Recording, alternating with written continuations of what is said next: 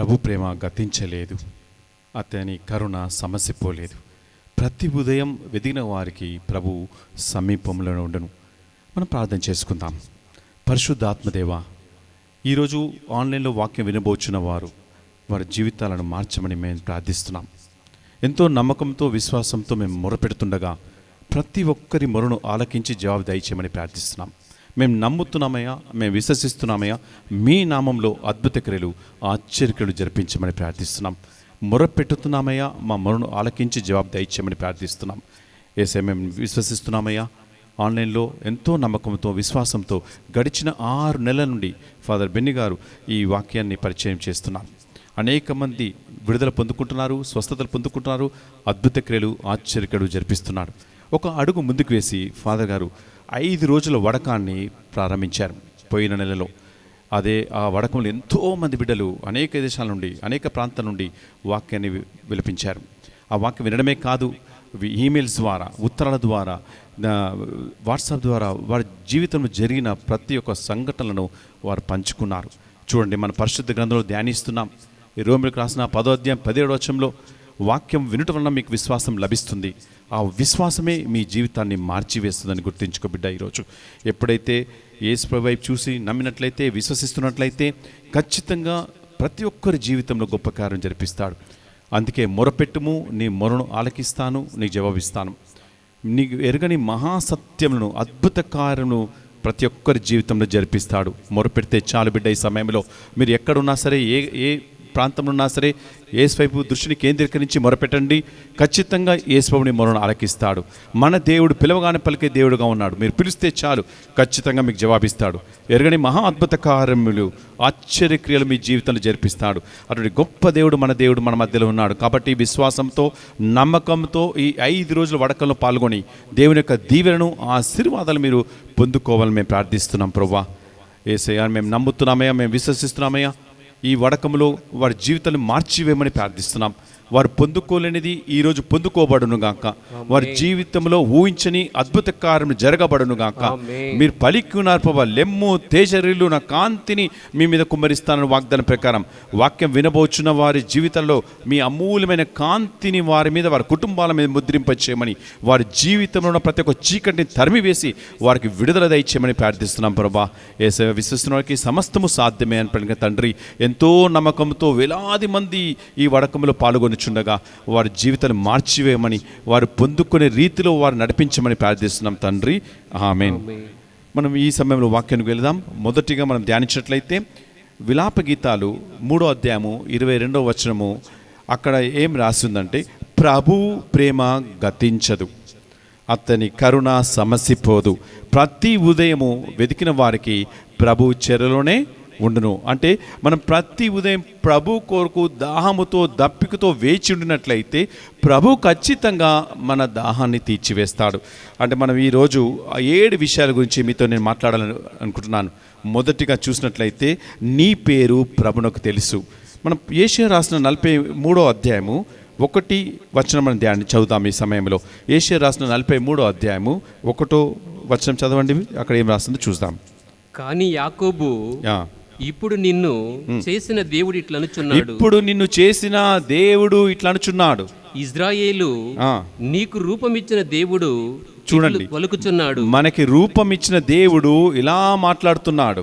నీవు భయపడకము, నువ్వు భయపడకుడు, నేను నిన్ను విమోచించి తిని, నేను నిన్ను విమోచించి తిని, నేను నిన్ను పేరెత్తి పిలిచి, నేను నిన్ను పేరెత్తి పిలిచి తిని, నీవు నా వాడవు, నీవు నా వాడవు అంటున్నాడు యేసు ప్రభు. చూడండి, ఇక్కడ నేను నిన్ను పేరెత్తి పిలిచి తిని. ఎట్టి పరిస్థితిలో మీరు భయపడకుడు. మీరు ఏ స్థితిలో ఉన్నా సరే యేసు ప్రభుని పేరు పెట్టి పిలుస్తున్నాడు. ఈ సమయంలో మీరు ఏ దేశంలో ఉన్నా సరే, ఏ ప్రాంతంలో ఉన్నా సరే, కేవలం మీ దృష్టిని కొద్దిసేపు యేసు వైపు మాత్రమే దృష్టిని కేంద్రీకరించి మీరు అడగండి. ఎందుకంటే వాక్యం పలుకుతుంది, బిడ్డ ఎట్టి పరిస్థితిలో నువ్వు భయపడకుడు, నేను నిన్ను విమోచించి తిని, నేను నీ పేరెత్తి పిలిచి తిని అన్నాడు. అంటే మనకి ఇక్కడ ఏమర్థమవుతుంది? మన పేరు యేసు ప్రభు తెలుసు అని గుర్తించుకో బిడ్డ. ఈ సమయంలో యేషయా రాసిన 49వ అధ్యాయము 15, 16 వచనం ధ్యానించినట్లయితే, నీ తల్లి తండ్రి నిన్ను విడిచిపెట్టినా సరే, ఈ లోకంలో అందరూ నేను విడిచిపెట్టినా సరే, నేను మాత్రం నేను విడిచిపెట్టనన్నాడు యేసు ప్రభు. అంతేకాదు, నీ పేరును నేను అరిచేతిలో రాసుకున్నాను అన్నాడు ఈ సమయంలో. అంటే ప్రభువునకు నీ పేరు తెలుసని గుర్తించుకో బిడ్డ. అందుకే నీ పేరు నేను అరచేతిలో రాసుకున్నా అన్నాడు. ఒక సమస్య వచ్చినప్పుడు, ఒక ఆపద వచ్చినప్పుడు నిన్ను మర్చిపోడు అంటున్నాడు యేసు ప్రభు. 1000 కోట్ల నక్షత్రాలు మర్చిపోడు. 1000 కోట్ల నక్షత్రాల పేర్లు ఆయనకు తెలుసు.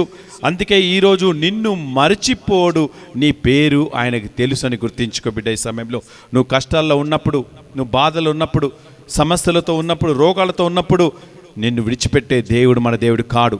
మన దేవుడు ఏ స్థితిలో ఉన్నా సరే నీ పేరు పెట్టి పిలుస్తాడు. ఈ సమయంలో నువ్వు కేవలం మీ దృష్టిని, మీ చూపును యేసుపై మాత్రమే కేంద్రీకరించి ప్రార్థన చేయండి. ఈ వడకంలో గొప్ప కార్యం మీ జీవితంలో జరిపిస్తారు. ఈ ఆన్లైన్లో అనేక అద్భుతాలు జరుగుతున్నాయి, ఆశ్చర్యలు జరిపిస్తున్నాడు. కేవలం మీ దృష్టిని ఈ సమయంలో యేసుపైపు చూసి మొరపెట్టండి బిడ్డ. ఈ సమయంలో నీ మొరను ఆలకిస్తాడు, ఖచ్చితంగా నీకు జవాబిస్తాడు. కీర్తన రాసిన 107 అధ్యాయం 13వ వచనం మీద ధ్యానించినట్లయితే, అంతటా ఆ జనులు ఆ శ్రమలో ప్రభువునకు మొరపెట్టినప్పుడు ప్రభు వారి ఆపద నుండి విడుదలిచ్చాడు. కానీ మనము మన ఆపదలు ఉన్నాము, ఈ సమయంలో వేదనతో ఉన్నాము, దుఃఖంలో ఉన్నాం. కానీ ప్రభు అయి చూసి మొరపెట్టు బిడ్డ. ఈ సమయంలో మీ ఆపదలను తీసివేసే దేవుడు మన మధ్యలో ఉన్నాడు. ఈరోజు నువ్వు మొరపెడితే చాలు, ఖచ్చితంగా నీ మొరను ఆలకిస్తాడు బిడ్డ. ఈ సమయంలో నువ్వు మొరపెడితే చాలు, నీ వైపే చూసే దేవుడు నిన్ను ఆదుకుంటాడు, నిన్ను కాపాడుకుంటాడు, నేను రక్షిస్తాడు. ఈ సమయంలో అటువంటి గొప్ప దేవుడు మన మధ్యలో ఉన్నాడు. ఈ సమయంలో నా జీవితంలో జరిగిన ఒక చిన్న సంఘటన మీకు పంచుకుంటాను. ఈ సమయంలో నేను ఆస్ట్రేలియా దేశానికి అనేక మంది స్టూడెంట్స్ పంపిస్తున్నాను. ఇన్ఫెన్జీస్ కన్సల్టెన్సీ, నా కన్సల్టెన్సీ ఉంది. దాని ద్వారా అనేక మంది స్టూడెంట్స్ని ఆ దేశానికి పంపిస్తున్న సమయంలో సుమారు ఒక రోజు ఏ కాలేజ్కి అయితే మేము స్టూడెంట్ పంపిస్తున్నామో ఆ కాలేజ్ డైరెక్టరు ఫ్యాన్ కురేసుకొని చనిపోయాడు. ఇక్కడ 55 మంది స్టూడెంట్స్ ఇక్కడ ఉండిపోయారు. ఈ 55 మంది స్టూడెంట్స్ డబ్బులు మేము వాళ్ళకి చెల్లించాం. కానీ ఇక్కడ స్టూడెంట్స్ ఇక్కడ వెళ్ళలేకపోయారు. అందరూ మా ఆఫీస్ దగ్గరికి వచ్చి గొడవ చేస్తున్నారు. ఏం చేయాలో మాకు అర్థం కావడం లేదు. ఎలా ఈ స్థితి నుండి బయటికి రావాలో నాకు అర్థం కాలేదు. ఎంతో వేదన, ఎంతో బాధ, ఎంతో ఆపద, ఎలా అని తపనతో ఉన్నాను. ఆఫీస్కి వెళ్ళలేకపోతున్నాను. కన్సల్టెన్సీ అందరు ఉదయం నుండి రాత్రి వరకు కాపలా కాస్తూ ఈ గొడవ చేస్తానికి సిద్ధపడుతున్నారు. ఆ సమయంలో ఏమి చేయాలో అర్థం కాలే. వెళ్ళి దివ్యప్రసాద్ దగ్గర కూర్చొని కన్నీటితో విలపిస్తున్నాను. ఈ ఆపద నుండి ఎలా నేను బయటికి రావాలి, ఈ శ్రమ నుండి నేను ఎలా బయటికి రావాలి అని 11 రోజులు కన్నీరు మున్నీరుగా ఏడుస్తూ ప్రభు సన్నిధిలో గడిపినప్పుడు ఒకరోజు తెల్లారి 3 గంటలకి ఒక స్వరం విన్నాను. ఆ స్వరం విన్నప్పుడు ప్రభు మంచి ఒక దృశ్యాన్ని దర్శనం నేను చూశాను. ప్రభు నన్ను ఆదుకున్నట్టుగా, నన్ను కాపాడుతున్నట్టుగా నేను చూశాను. తెల్లారి 5-6 గంటల సమయంలో ఆ రోజు ఆస్ట్రేలియా నుంచి వేరే కాలేజ్ వారు ఒక వ్యక్తి నాకు ఫోన్ చేసి ఒక్క విషయం చెప్పాడు. ఎంతమంది స్టూడెంట్స్ ఇక్కడ ఉండిపోయారు, ఎంత డబ్బు నువ్వు కట్టావు అన్నప్పుడు నేను చెప్పాను 55 స్టూడెంట్స్ ఇక్కడ ఉండిపోయారు, 55 లక్షలు నేను కట్టాలి, కానీ నా దగ్గర ఒక్క పైసా కూడా నా దగ్గర లేదు ఇవ్వడానికి, ఏం చేయాలో అర్థం కావడం లేదు అని చెప్తున్నప్పుడు ఒకే ఒక మాట మాట్లాడారు. బ్రదర్ గారు, ఒక విషయం మీతో పంచుకుంటాను. నేను ఈ 55 స్టూడెంట్స్ నా కాలేజ్ నేను చేర్పించుకుంటాను, ఒక్క పైసా కూడా మీరు కట్టన అవసరం లేదన్నాడు. చూడండి ఎంత గొప్ప దేవుడు. అందుకే ఆ శ్రమలలో ప్రభు వైపు చూసి మనం మొరపెట్టాలి. ఆపదలు ఉన్నాయి, కష్టాలు ఉన్నాయి, బాధలు ఉన్నాయి, ఇబ్బందులు ఉన్నాయి. కానీ మనం ప్రభు దగ్గరకు వచ్చినట్లయితే, ప్రభువునికి సమర్పించుకున్నట్లయితే ప్రభు మనల్ని బయటికి రప్పిస్తాడు. ఆ విధంగా ఆ స్థితిలో నుండి నన్ను బయటికి రప్పించాడు. ఇటువంటి ఆపద నుండి మనం బయటికి రప్పించాడు. ఈ సమయంలో ఆన్లైన్లో పాల్గొంటున్నవారు మీరు ఆపదలో ఉండొచ్చు, మీరు అనేక సమస్యలతో మీరు నడుస్తుండవచ్చును.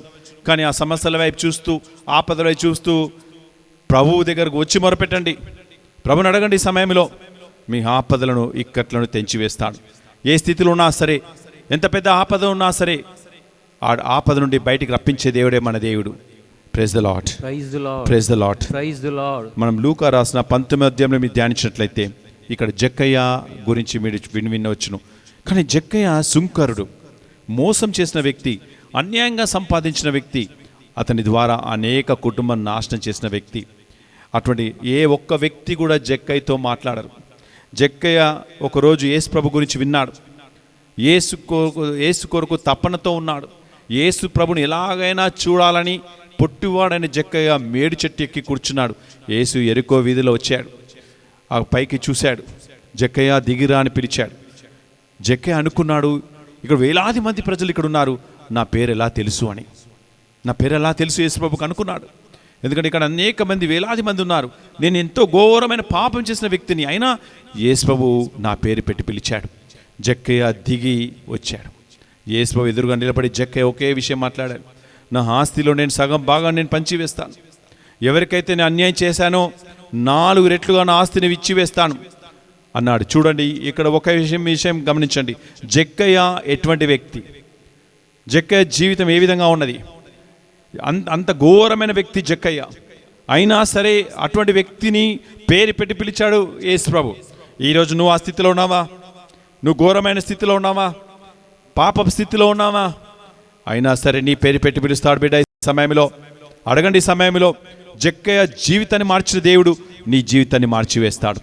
ఎప్పుడైతే జక్కయ్య హృదయ పరివర్తనం చెంది అతను చేసిన పాపం ఒప్పుకొని పశ్చాత్తాపడు అడిగినప్పుడు జక్కయ్య జీవితం మారిపోయింది. అందుకే యేసు ప్రభు జక్కయ్యతో ఏమన్నాడో తెలుసా? జక్కయ్య నేడే నీ ఇంటికి రక్షణ అన్నాడు. చూడండి, అంత గొప్ప దేవుడు మన దేవుడు. మనం పాపం చేసినాను కదా అని మనం విడిచిపెట్టే దేవుడు మన దేవుడు కాడు. నువ్వు యేసు ప్రభు దగ్గరికి జక్కయ్య ఎంతో దాహముతో ఎలాగైనా సరే యేసు ప్రభుని చూడాలనుకున్నాడు, చూశాడు. అంతే, జక్కయ్య జీవితం మారిపోయింది. ఈరోజు నీ జీవితం మారిపోతుంది బిడ్డ. ఈ సమయంలో నువ్వు యేసు ప్రభు కొరకు దాహముతో ఉన్నావా? అడుగు. ఈ సమయంలో ఖచ్చితంగా నీ జీవితాన్ని మార్చివేస్తాడు.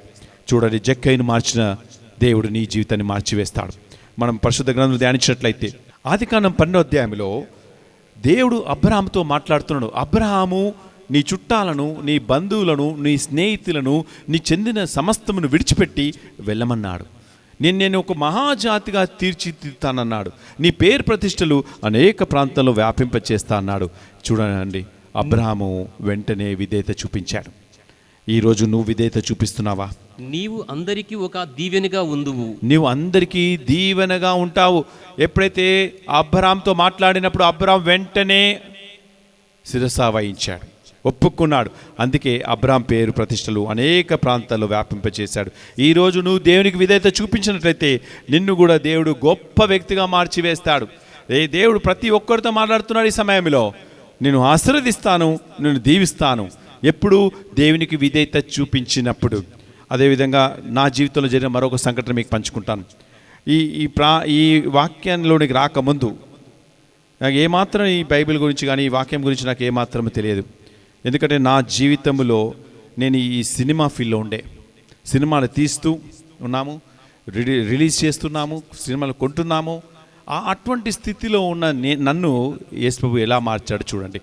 ఒకరోజు ముగ్గురు దైవ సేవకులు మా ఇంటికి వచ్చి, మొదటిగా 2 దైవ సేవకులు వచ్చి ఒక వారంలో వాళ్ళు ఏం పంచుకుని, బ్రదర్ గారు నా నెత్తి మీద చేయి పెట్టి ప్రార్థన చేసి దేవుడు నిన్ను గొప్పగా వాడుకుంటా అన్నాడు. నాకు నవ్వాలనిపించింది. ఎందుకంటే నేనున్నది సినిమా ప్రపంచంలో, ఆ పాప జీవితంలో ఉండే ఆ సమయంలో. ఒక్కోసారి సిరిల్ ఫాదర్ గారు 3వసారి మా ఇంటికి వచ్చినప్పుడు నా నెత్తి మీద చేపట్టి ప్రార్థన చేసి, బ్రదర్ గారు దేవుడు నేను గొప్పగా వాడుకుంటా అన్నాడు. నాకు అర్థం కాలే. ఒకే వారంలో 3 వ్యక్తులు ఒకే విషయం నాకు చెప్పారు. కానీ ఆ రోజు నేను ఎలాగైనా సరే, ఎందుకు 3 వ్యక్తులు ఒకే విషయాన్ని నాతో మాట్లాడారు? దేవుడు నన్ను గొప్పగా వాడుకుంటాడని. ఎలా వాడుకుంటాడు? నేను నా స్థితి ఏ స్థితిలో ఉన్నాను? నేను ఈ లోకం వైపు దృష్టిని కేంద్రీకరించి ఉన్నాను, ఈ సినిమా ప్రపంచంలో ఉన్నాను, పాప జీవితంలో ఉన్నాను. ఎలా వాడుకుంటాడో నాకు అర్థం కాలే. కానీ ఆ రోజు రాత్రి అందరు నిద్రపోతున్న సమయంలో రూమ్లోకి వెళ్ళి అడుగుతున్నాను యేసు ప్రభుని, యేసు ప్రభువా ఎలా నన్ను వాడుకుంటావు? ఆ 3 వ్యక్తులు ఒకే వారంలో ఒకే విషయాన్ని నాతో మాట్లాడారు. దేవుడు నేను గొప్పగా వాడుకుంటాను, ఎలా వాడుకుంటావు అని అన్నప్పుడు నేను ప్రార్థన చేస్తున్నప్పుడు హఠాత్తుగా నా రూమ్లో ఒక వెలుగులా కనిపించింది. ఆ వెలుగులో కనిపించినప్పుడు ఒక స్వరం నేను విన్నాను. యోహాను రాసిన 10వ అధ్యాయం 16వ వచనము. ఆ సమయంలో నాకు ప్రభు ఇచ్చాడు. చూసాం ఏం రాసిందో. మీరు నన్ను ఎన్నుకోలేదు, కానీ నేను మిమ్ము ఎన్నుకున్నాను. చూడండి, మొదటిగా ఇక్కడ ఏం రాసింది? మీరు నన్ను ఎన్నుకోలేదు, నేను అసలు ఎన్నుకోలేదు, కానీ ప్రభువు అంటున్నాడు ఇక్కడ, నేను నిన్ను ఎన్నుకున్నాను అని. తర్వాత మీరు నా పేరిట తండ్రిని ఏమి అడిగినను ఆయన దానిని మీకు ప్రసాదించుటకు మీరు వెళ్ళి ఫలించుటకును మీ ఫలము నిలిచి ఉండుటకు మిమ్మల్ని ఎన్నుకున్నాను. చూడండి ఎంత చక్కటి వాక్యమో. మీరు నన్ను ఎన్నుకోలేదు, కానీ ప్రభు అంటున్నాడు, బిడ్డ నేను నిన్ను ఎన్నుకున్నాను అని. ఎప్పుడైతే ఈ వాక్యము ఆ దైవ సేవకుల ద్వారా వచ్చినప్పుడు, నేను ప్రార్థిస్తున్నప్పుడు, ఈ స్వరం నేను విన్నప్పుడు, అప్పుడు అనుకున్నాను దేవుడు ఖచ్చితంగా నన్ను ఎన్నుకుంటున్నాడు అని. అంతే తెల్లారిసరికి మా ఆఫీస్ వాళ్ళకి ఫోన్ చేసి మా పార్ట్నర్స్ చెప్పి, నేను ఇక సినిమా ప్రపంచంలోనికి రాను అని చెప్పి, అదే చివరి రోజని గుర్తించుకో బిడ్డ. అదే జగ్గైతో నేడే నీ జీవితాన్ని మార్చివేస్తా అన్నాడు. అదే రీతిలో నా జీవితాన్ని ఒక్క మాట ద్వారా మార్చివేశాడు. ఆ విధంగా ఆ సినిమా ప్రపంచం నుండి నేను బయటికి రాగలిగాను. ఆ విధంగా ఈ పాప జీవితం నుండి నేను బయటికి రాగలిగాను. ఈరోజు వాక్యం వినబోచున్న వారు ఒక్క మాట మాట్లాడమని మీరు అడగండి. ఈ సమయంలో ఒక్క మాట చాలు నీ జీవితం మారిపోవడానికి. జక్కయ్యతో జక్కయ్య దిగిరా అని ఒకే ఒక మాట మాట్లాడారు ప్రభు. కానీ ఈరోజు కూడా నా జీవితంలో కూడా ఒకే ఒక మాట మాట్లాడి నా జీవితాన్ని మార్చిన దేవుడు. ఈరోజు ఆన్లైన్లో వాడకంలో పాల్గొంటున్న వారు ఖచ్చితంగా మీరు మొరపెట్టండి, ఒక్క మాట మాట్లాడు యేసయ్య అని. ఆ ఒక్క మాట మీ జీవితాన్ని మార్చివేస్తుంది. మనం పరిశుద్ధ గ్రంథం ధ్యానించినట్లయితే యోహాను రాసిన 11వ అధ్యాయంలో బెతానియా అనే గ్రామంలో లాజర్ అనే వ్యక్తి ఉన్నాడు. అతనికి 2 సహోదరులు ఉన్నారు, మార్తమ్మ, మరియమ్మ. చూడండి, లాజర్ మరణించిన వార్త విని యేసు ప్రభు ఆ గ్రామానికి వెళ్ళాడు. అప్పటికి లాజర్ చనిపోయి 4 రోజులైంది అని మార్తమ్మ మరియమ్మ సమాధానం ఇచ్చెను. ఆ సమయంలో చూడండి, మార్తమ్మ మరియమ్మ ఏమన్నారో, నీవున్నచో నా తమ్ముడు బ్రతికి ఉండేవాడు కదా అని మరియమ్మ కన్నీటితో యేసు ప్రభు దగ్గర విలపిస్తుంది. మరియమ్మ కన్నీరు చూసి యేసు ప్రభు కూడా కన్నీరు కార్చాడు. చూడండి, యేసు ప్రభు ఆ వెంటనే సమాధి వద్దకు చేరి అక్కడ ఉన్న రాతిని తొలగింపమని వారితో మాట్లాడుతున్నప్పుడు, ఇక్కడ ఎందుకు మీరు ఒక విషయం గమనించండి. రాతిని ఎందుకు తొలగింపమంటున్నాడు యేసు ప్రభు? యేసు ప్రభు రాతిని తీసివేసే శక్తి లేదా? ఉన్నది. కానీ మనలో ఉన్న అవిశ్వాసమైన రాతిని తీసివేయమంటున్నాడు ఈరోజు. మనలో ఉన్న అవిశ్వాసమైన రాతిని తీస్తే తప్ప అక్కడ అద్భుతం జరగదు. అందుకే వెంటనే మార్తమ్మ ఏమంటుంది, ప్రభు నా సహోదరుడు చనిపోయి 4 రోజులైనది, అతని శవము దుర్వాసన చెందుతున్నది అన్నప్పుడు వెంటనే యేసు ప్రభు ఏమన్నాడు, నీవు విశ్వసించినచో దేవుని యొక్క మహిమలు చూస్తావని.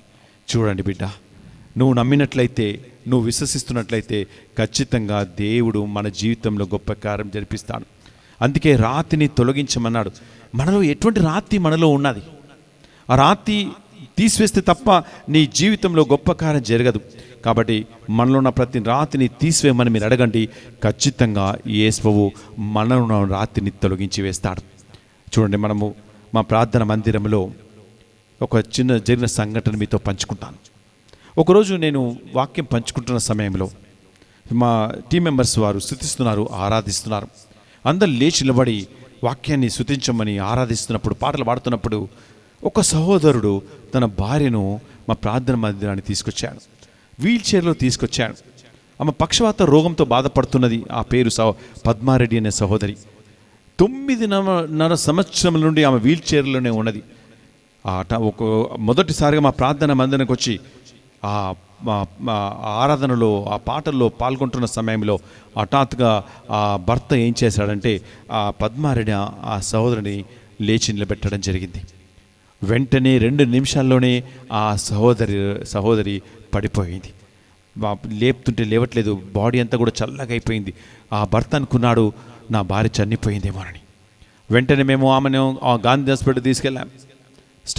గాంధీపేట తీసుకెళ్ళిన తర్వాత ఆ భర్త పరిగెత్తుకొని స్ట్రెచ్చర్ తీసుకొస్తాను వెళుతున్నాడు. స్ట్రెచ్చర్ తీసుకొని వస్తున్న సమయంలోనే ఆ సహోదరి పద్మారెడ్డిని మేము కారు నుండి క్రిందికి దించుతున్న సమయంలో హఠాత్తుగా తనంతట తానుగా మొదటిసారిగా లేచి నిలబడినది. కానీ ఎంత గొప్ప అద్భుతం చూడండి, 9.5 సంవత్సరములు ఆమె పక్షవాతంతో ఉన్న సహోదరి, కుడి చేయి పని చేయని స్థితిలో ఉన్న సహోదరి, కేవలం ఎప్పుడైతే ప్రార్థన మందిరానికి వచ్చి స్తుతిస్తున్నప్పుడు, ఆరాధిస్తున్నప్పుడు పడిపోయింది. ఆమెను ఎప్పుడైతే గాంధీ హాస్పిటల్ తీసుకువెళ్ళినప్పుడు స్ట్రెచ్చర్ తీసుకొస్తున్న సమయంలో ఆ పద్మారెడ్డి సహోదరు లేచి నిలబడింది.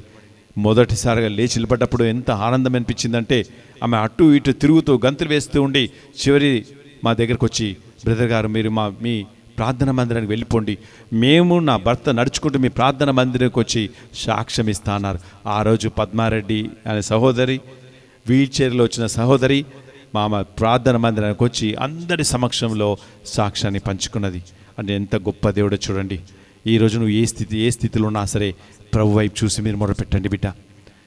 నీ ఎంతో బాధతో ఉండవచ్చు, ఎంతో కష్టాలతో ఉండవచ్చును, ఎన్నో ఇబ్బందులను ఉండవచ్చును, కానీ ప్రభు వైపు చూసినప్పుడు ఖచ్చితంగా ప్రభు నీ వైపే చూసే దేవుడుగా ఉంటాడు. అది ఈ విధంగా ప్రభుకి నీ పేరు తెలుసని గుర్తించుకో. రెండో విషయం ధ్యానిస్తాం, నీ గురించి శ్రద్ధ వహిస్తాడు. 1 పేతురు 5:7 ఒకసారి చదువుతాం. ఆయన మిమ్మును గూర్చి శ్రద్ధ వహించును, ఆయన మిమ్ము గురించి శ్రద్ధ వహించును, కనుక మీ విచారములన్నీయు ఆయనపై మోపుడు, ఆయన మీద మోపుడు, ఆయన మీ గురించి శ్రద్ధ వహిస్తాడు. చూడండి, మీ గురించి శ్రద్ధ వహించే దేవుడు మన మధ్యలో ఉన్నాడు. మీ విచారములన్నీ కూడా ఆయన మీద మోపుడు. మీ విచారములు, మీ బాధలు, మీ కష్టాలు, మీ సమస్యలు ఆయన మీద మోపినప్పుడు ఆయన మీ గురించి శ్రద్ధ వహిస్తాడు. మత్తయి రాసిన 21:22 మీకు విశ్వాసం ఉండే ఎడల ప్రార్థనలో మీరు ఏమి అడుగుతారో పొందుకుంటారు. అడగండి. ఈ సమయంలో నీ గురించి శ్రద్ధ వహించే దేవుడు మన మధ్యలో ఉన్నాడు. నువ్వు విశ్వాసంతో నువ్వు ఏ సమస్యలతో గుండా వెళుతున్నావో, ఏ బాధల గుండా వెళుతున్నావో, ఏ ఆటంకాలను గుండా వెళుతున్నావో అన్నిటినీ ప్రభు మీద మోపుడు. ప్రభు నీ గురించి శ్రద్ధ వహిస్తాడు. ఖచ్చితంగా శ్రద్ధ వహించే దేవుడు నీ గురించి గొప్పగా ఆలోచిస్తాడు. చూడండి, యెషయా రాసిన 60:20 మీరు ధ్యానించినట్లయితే, ప్రభుడైన నేను నీకు శాశ్వత జ్యోతిని అగుదును, నీ విచార దినములు నేటితో ముగించి వేస్తున్నాను. యేసు ప్రభు మనందరికీ శాశ్వతమైన జ్యోతిని మనందరి మీద కుమ్మరిస్తున్నాడు. రెండవది అక్కడ చూసినట్లయితే, మన జీవితంలో ప్రతి విచారాలన్నీ కూడా నేటితో తీసివేస్తాడు. కాబట్టి ఈరోజు మీరు విశ్వాసంతో, నమ్మకంతో ప్రార్థన చేయండి. ఖచ్చితంగా యేసు ప్రభు నీ జీవితంలో గొప్ప కార్యం జరిపిస్తాడు. నువ్వు ఏ స్థితిలో ఉన్నా సరే, ఉద్యోగం కోల్పోయిన స్థితిలో ఉన్నావా, ఆ విచారంతో ఉన్నావా, అడగండి సమయంలో. అప్పు బాధలతో ఉన్నావా, అడగండి సమయంలో. ప్రభు ఖచ్చితంగా ఇక్కడ మాట్లాడుతున్నారు, నేటితో మీ విచార దినములన్నీ కూడా ముగించి వేస్తున్నాను. ఈ ఆన్లైన్లో ఎక్కడ అనేక దేశాల నుండి ఈ వాక్యాన్ని ఈ సమయంలో తిలకిస్తున్నారు. కానీ ఒక్క విషయం మీరు గుర్తుంచుకోండి, నేటితో మీ విచార దినములు ముగించి వేస్తున్నాడు. ఎందుకంటే నీ గురించి శ్రద్ధ వహించే దేవుడు మన మధ్యలో ఉన్నాడు. నువ్వు పిలిస్తే చాలు. ఈ సమయంలో ఏ విచారంతో ఉన్నావో సమర్పించి బిడ్డ. ఈ సమయంలో ఖచ్చితంగా యేసు ప్రభు నీ విచారములన్నింటినీ కూడా తీసివేస్తాడు. యోహాను రాసిన 16:20 మీరు దుఃఖిస్తున్నారా, వేదనతో ఉన్నారా, బాధలో ఉన్నారా, కానీ వాక్యం పలుకుతుంది, మీ దుఃఖాన్ని సంతోషంగా మార్చివేస్తాను బిడ్డ. ప్రతి ఒక్కరి దుఃఖాన్ని సంతోషంగా మార్చివేస్తాడు. కొంతమంది ఈ లాక్డౌన్ పీరియడ్లో అనేక మంది ఉద్యోగాలు కోల్పోయారు. ఈ లాక్డౌన్ పీరియడ్లో అనేక మంది సమస్యలతో జీవిస్తున్నారు. ఒకవైపు రోగాలు, ఒకవైపు సమస్యలు, ఒకవైపు కరోనా, అన్ని రకాల బాధలతో ఉన్నారు. కానీ యేసు ప్రభు మాత్రం ఒకే ఒక విషయం మాట్లాడుతున్నా, నీ గురించి నేను శ్రద్ధ వహిస్తున్నాను అని. ఏ స్థితిలో ఉన్నా సరే మొరపెట్టి బిడ్డ. ఈ సమయంలో ఏ ఆపదలో ఉన్నా సరే మొరపెట్టి సమయంలో ఖచ్చితంగా యేసు ప్రభు నీ వైపే చూసే దేవుడుగా ఉండి నీ మొరను ఆలకిస్తాడు. అందుకే వాక్యం పలుకుతుంది, కీర్తన రాసిన 37:5 ప్రభువు మీదనే భారం వేయుడు, నువ్వు అతను నమ్మినచో నీ కార్యములన్నీ కూడా నెరవేరుస్తాడు. నీవు ప్రభు మీద ఆధారపడినప్పుడు, ప్రభు వైపు దృష్టిని కేంద్రీకరించినప్పుడు, నీవు నమ్మినట్లయితే ఈరోజే ప్రతి కార్యములన్నిటిని కూడా తీసివేస్తాడు. నీ గురించి శ్రద్ధ వహిస్తాడు బిడ్డ. ఈ సమయంలో యెషయా రాసిన 25:7, 8, 9 మీరు ధ్యానించినట్లయితే ఏ విధంగా నీ గురించి శ్రద్ధ వహిస్తాడో తెలుసా? మన మీద ఉన్న విచారమనే ముసుగును తెంచివేస్తాడు, మన మీద దుఃఖం అనే తెరను తీసివేస్తాడు, మృత్యు సదా నాశనం చేస్తా అన్నాడు, ఎల్లరి కన్నీళ్లను తుడిచివేస్తాడు, నీకు కలిగిన ప్రతి అవమానంను తొలగిస్తాడు. ఆ విధంగా నీ గురించి శ్రద్ధ వహిస్తాడు బిడ్డ. చూడండి, దుఃఖం అనే తెర ఏ విధంగా తీసివేశాడో ఒక చిన్న సంఘటన మీతో పంచుకుంటాను. మన ప్రార్థన మందిన జూడిత్ అనే సహోదరి ప్రతి శుక్రవారం ఉపవాస ప్రార్థనకు వస్తూ ఉన్నది. హఠాత్తుగా అనుకోని రీతిలో ఒక రోజు ఒకే వారంలో భార్యాభర్తలు ఇద్దరు కూడా ఉద్యోగాలు కోల్పోయారు. వారు 1,65,000 జీతం వస్తున్న వాళ్ళిద్దరు కలిపి. కానీ ఆ సమయంలో కూడా ప్రతి శుక్రవారం ప్రభు దగ్గరకు వచ్చి మొరపెడుతున్నారు, ప్రభు దగ్గరకు వచ్చి ప్రార్థిస్తున్నారు. సుమారు 6-7 నెలలైంది ఉద్యోగాలు వారికి దొరకలేదు. వారు అప్పు బాధలో వెళ్ళిపోయారు, కష్టాల్లో వెళ్ళిపోయారు. అయినా సరే ప్రభు మీద ఆధారపడి జీవిస్తున్నారు. ప్రతి శుక్రవారం ప్రభు దగ్గర కన్నీటితో విలిపిస్తున్నారు. ఒకరోజు వారు ఉద్యోగాలు కోల్పోయిన స్థితిలో ఉన్నారు. కానీ ఒకే వారంలో 2 ఉద్యోగాలు కోల్పోయారు. కానీ చూడండి ఎంత గొప్ప దేవుడో, ఒకే వారంలో వారిద్దరికీ ఒకే కంపెనీలో మంచి ఉద్యోగాలు ఇచ్చారు. 3,25,000 జీతం ఇప్పుడు వస్తుంది వాళ్ళకి. చూడండి ఎంత గొప్ప దేవుడు. మనం ఆలోచిస్తున్నప్పుడు ఎంత గొప్ప దేవుడు చూడండి. నీ దుఃఖం అనే తెరను తెంచి వేస్తాడు. ఈ లాక్డౌన్ పీరియడ్లో అనేక మంది ఉద్యోగాలు కోల్పోయారు, అనేక దేశాల్లో కోల్పోయారు. కానీ యేసు ప్రభు వైపు చూసి అడగండి. ఈ సమయంలో ప్రభు అన్నాడు, నీ దుఃఖపని తెరను తీసివేస్తాను, విచారమైన ముసుగును నిండి తీసివేస్తా అన్నాడు ఈరోజు. కాబట్టి అడుగుబిడ్డ ఈ సమయంలో ప్రతి కన్నీటిని తుడిచివేస్తా అన్నాడు. చూడండి, మేము ధర్మసాగరం అనే గ్రామానికి మా టీం మెంబర్స్ అందరం కలిసి దేవుని వాక్యాన్ని పంచుకోవటానికి వెళ్ళాం. ఆ విధంగా గ్రామానికి 3 నెలలు మేము రావడానికి సిద్ధపడ్డాం. చివరిగా మొదటి నెల కూటమికి వచ్చినప్పుడు అనేక మంది ఆ కూటమిలో పాల్గొన్నారు. ఇక్కడ ఎదురుగా కూర్చుని ఒక తండ్రి కూతురు విలపిస్తున్నారు, కన్నీరు కారుస్తున్నారు. అప్పుడు వాక్యం అయిపోయిన తర్వాత ఎందుకు బిడ్డ ఇంత కన్నీరు కారుస్తున్నారు అడిగినప్పుడు ఆ సహోదరుడు ఏం పంచుకున్నాడో తెలుసా? బ్రదర్ గారు, నేను డాక్టర్ దగ్గరికి వెళ్ళి నా కూతురు కోసం పరీక్ష చేసినప్పుడు డాక్టర్ గారు చెప్పారు, నీ కూతురు బ్రతకదు అని. నీ కూతురులో ఉన్న 2 కిడ్నీలు పూర్తిగా పాడైపోయాయన్నారు. కానీ ఆ సహోదరి పౌల్ మేరీ అనే సహోదరి 10వ తరగతి చదువుతుంది. కానీ ఆమె కన్నీరు కారుస్తున్నారు. 2 నెలల మేము అన్నాము, మీ గ్రామానికి మేము 3 నెలలు మీ గ్రామానికి వస్తాం, ఖచ్చితంగా దేవుడు గొప్ప కార్యం మీ జీవితంలో జరిపిస్తాడు. మా ప్రార్థన మందిరంలో ఒక టీం మెంబర్స్ ఉన్నారు, వారు మీ పేరు ఇచ్చి ప్రతిరోజు ప్రార్థన చేయమని చెప్తాం అన్నప్పుడు అదే రీతిలో వారు 2వ నెల 3వ నెల చివరిగా వస్తామని తెలుసుకొని మళ్ళీ డాక్టర్ దగ్గరికి వెళ్ళి పరీక్షలు చేయమన్నప్పుడు డాక్టర్ వారిని చూసి నవ్వాడు. 2 నెలలు కూడా కాలేదు ఈ పరీక్షలన్నీ చేసి, మీ కూతురు బ్రతకదని చెప్తున్నాను కదా, 2 కిడ్నీలు పాడైపోయాయని చెప్తున్నాను కదా అన్నప్పుడు ఆ సహోదరుడు, లేదు నేను మళ్ళీ పరీక్షలు చేయిస్తా అని చెప్పి మళ్ళీ అన్నీ రాయించుకొని వరంగల్ MGR హాస్పిటల్కి వెళ్ళి పరీక్షలన్నీ జరిపించాడు. కానీ జరిపించుకొని మేము శుక్రవారం రోజు వస్తామని తెలిసి నేరుగా ప్రార్థన గుడికి వచ్చాడు. 700-800 మంది ఉన్నారు ఆ సమయంలో. వాక్యాన్ని అన్నీ చెప్తున్నాను, వాక్యం తీసుకున్నాం, ప్రెజెంట్ వర్షిప్ అయిపోయింది, వాక్యంలోకి వెళ్ళాము, వాక్యం పూర్తయిపోయింది. కానీ వారికి నీరు కారుస్తూనే ఉన్నారు. వాళ్ళ పెద్ద రిపోర్ట్స్ అన్నీ ఉన్నాయి. కానీ ఆ ప్రార్థన అయిపోయిన తర్వాత వారు మా బలిపీఠం దగ్గరికి ఆ రిపోర్ట్స్ అన్నీ తీసుకొచ్చారు. ఆ కూతురు ఇక్కడ ఉన్న వారందరికీ తెలుసు, ఈ పౌల్ మేరీ అనే సహోదరి 2 కిడ్నీలు పాడైపోయాయి, ఈ బిడ్డ ఎక్కువ కాలం కూడా బ్రతకదని అందరికీ తెలుసు. కానీ నేను ఈ రిపోర్ట్స్ అన్నీ తీసుకొచ్చిన తర్వాత నేను అడిగాను, డాక్టర్ దగ్గర చూపించావా అని. కానీ వారు చెప్పారు, డాక్టర్ దగ్గర మేము చూపించలేదు, కానీ నేరుగా ఇక్కడికే తీసుకొచ్చాం. ఎప్పుడైతే అందరు కలిసి లేచి నిలబడి ఈ పౌల్ మేరీ కోసం ప్రార్థన చేద్దామా అన్నప్పుడు అందరూ లేచి ప్రార్థన చేస్తున్నప్పుడు 15 నిమిషాలు కన్నీటితో లేపించారు. ఎప్పుడైతే 15 నిమిషాల తర్వాత ఆ రిపోర్ట్స్ మేము చింపి చూస్తే ఏ 2 కిడ్నీలు అయితే పాడైపోయాయో మంచి కిడ్నీలుగా మార్చివేశాడు బిడ్డ. చూడండి, ఈరోజు నువ్వు కన్నీటితో కారుస్తున్నావా? నీ రోగం నీ దగ్గర నుండి వెళ్ళిపోలేదని కన్నీరు కారుస్తున్నట్లయితే అడుగుబిడ్డ ఈ సమయంలో స్వస్థపరిచే దేవుడు మన మధ్యలో ఉన్నాడు. మీ గాయాలను మాన్పి చికిత్స చేసే దేవుడు మన మధ్యలో ఉన్నాడు. ఈరోజు నువ్వు నమ్మినట్లయితే, నువ్వు విశ్వసిస్తున్నట్లయితే ఖచ్చితంగా నీ జీవితంలో గొప్ప కార్యం జరిపిస్తాడు. ఆ విధంగా నీ గురించి శ్రద్ధ వహిస్తాడు బిడ్డ ఈ సమయంలో.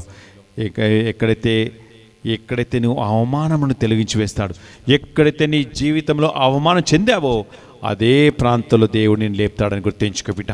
మనం పరిశుద్ధ గ్రంథం ధ్యానించినట్లయితే కీర్తన రాసిన 145వ అధ్యాయం 14వ వచనంలో అతడు పడిపోయిన వారిని లేపుతాడు, కృంగిపోయిన వారిని పైకి లేపుతాడు. ఈరోజు నువ్వు అనేక విషయాల్లో కృంగిపోయి ఉండవచ్చు బిడ్డ, నీవు కృంగిపోయి ఉండవచ్చు. నీ గురించి శ్రద్ధ వహించే దేవుడు మన మధ్యలో ఉన్నాడు. నిన్ను పైకి లేపుతాడు. ఈ సమయంలో నువ్వు అడుగుబిడ్డ, ఈ సమయంలో నువ్వు కృంగిపోయిన స్థితిలో ఉన్నా సరే పైకి లేపే దేవుడు మన మధ్యలో ఉన్నాడు. ఒక్కసారి ప్రభు వైపు చూసి మీరు చెప్పండి, ఒక్కసారి ప్రభు వైపు చూసి మీరు అడగండి, యేసయ్యా నేను పడిపోతున్నానయ్యా, నన్ను పైకి లేపవా అని అడిగినప్పుడు ఖచ్చితంగా నిన్ను పైకి లేపుతాడు. చూడండి, మనం పరిశుద్ధ గ్రంథం ధ్యానించినట్లయితే మత్తయి రాసిన 8వ అధ్యాయంలో మీరు ధ్యానించినట్లయితే ఏ విధంగా ప్రభు శిష్యుల గురించి శ్రద్ధ వహించాడో చూద్దాం. యేసు పడవనెక్కగా ఆయనని వెంబడించారు శిష్యులు. హఠాత్తుగా ఆ తుఫాను చెలరేగెను. అప్పుడు పడవ ముంచుతుండే సమయము ప్రభువు నిద్రిస్తున్నాడు.